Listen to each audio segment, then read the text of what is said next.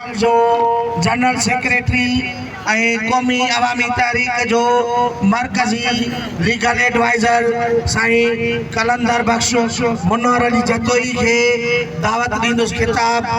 ताजे भरपूर नारन में सिंधु खपाइंदे केनाल समूरा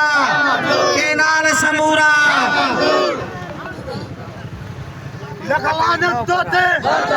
सिंध सुकाइंदे सरदारी दोस्त सरदारी दोस्त जेड़ो थीदो हर बार मोया हर बार जिंदा थींदुस हर बार जिंदा थींदुस मां तारीख़ जे वर्कन तां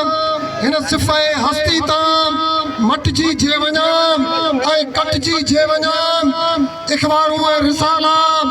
ऐलान करे छॾीन मुंहिंजो नाम ऐं निशान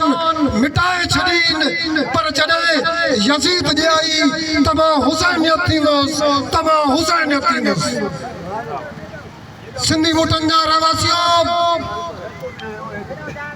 असांजो प्यारो दोस्त मुतारिक किरदार साईं अजीबुल्लाह कमरानी साहब असांजो चाचो रईस नियाज़ हुसैन चांडियो साहब साईं शौकत साहब ऐं ॿिया हिते सिंधी ॿूटनि जे मोरीअ ते बीठल बाशऊर बाज़मीर दोस्तों साथियों जिए सिंध जिए तव्हां ऐं असांजो सिंधु दरिया दोस्तों ऐं साथियों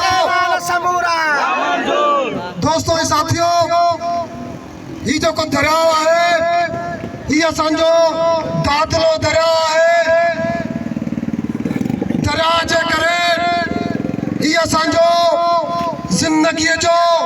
सिरिश्तो हले थो दरिया जो पाणी आहे त पोइ असांजूं ही जेके सारियल फसल आहे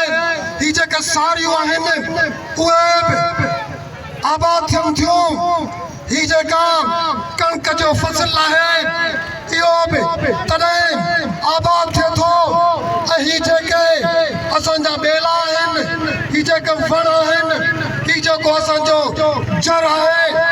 तॾहिं सिंधु दरिया जे करे आहे यादि रखो जेकॾहिं दरिया ते ही जेके छह केनाल आहिनि इहे धाड़ियल केनाल आहिनि जेकॾहिं इहे धाड़ियल केनाल ठहिया त पोइ तव्हांजूं सारियूं कोन थींदियूं त पोइ तव्हांजूं कणकूं कोन थींदियूं त पोइ ही तव्हांजा वण टिण कोन थींदा ही तव्हां जेको गुज़र जो वसीलो आहे ही तव्हांजूं मींहूं मालुंद माण्हू आहियो ही तव्हांजूं मींहूं ही तव्हांजूं बकरियूं ही तव्हांजूं रिढूं ऐं ही तव्हांजा जानवर इहे पाणीअ जे ढुक लाइ तड़पी मरी वेंदा इहे के हवाल प्रोग्राम न आहे इहो तारीख़ जो सच अथव सिंधी ॿूटनि जा रहवासियो उन जे करे जेकॾहिं असां पंहिंजे उन दादले दरिया लाइ जिदोजहद न कई विड़ियासीं न त पोइ तारीख़ में असां मयारी लिखिया वेंदासीं बुखारी चयो आहे ज़बरदस्त ॻाल्हि कई आहे उस्ताद बुखारी चए थो कासिट गूंगी कासिट ॿोड़ी कासिट गूंगी कासिट ॿोड़ी कासिट कंहिं लाइ ॾाढी कोड़ी जेको सिंध लाइ गूंगो ॿोड़ो तंहिंखे कोठियो घोड़ी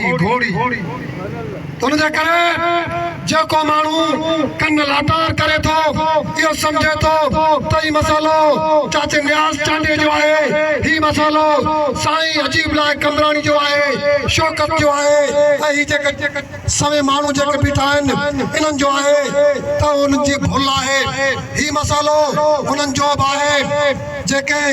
हज़ारनि जे तइदाद में लखनि जे तइदाद में सुता पिया आहिनि ऐं उन्हनि खे ख़बर बि कोन्हे का उन्हनि खे एहसास बि कोन्हे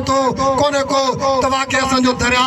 चोराइजे पियो असांजे दरिया ते धाड़ो लॻे पियो दोस्तों ऐं साथियो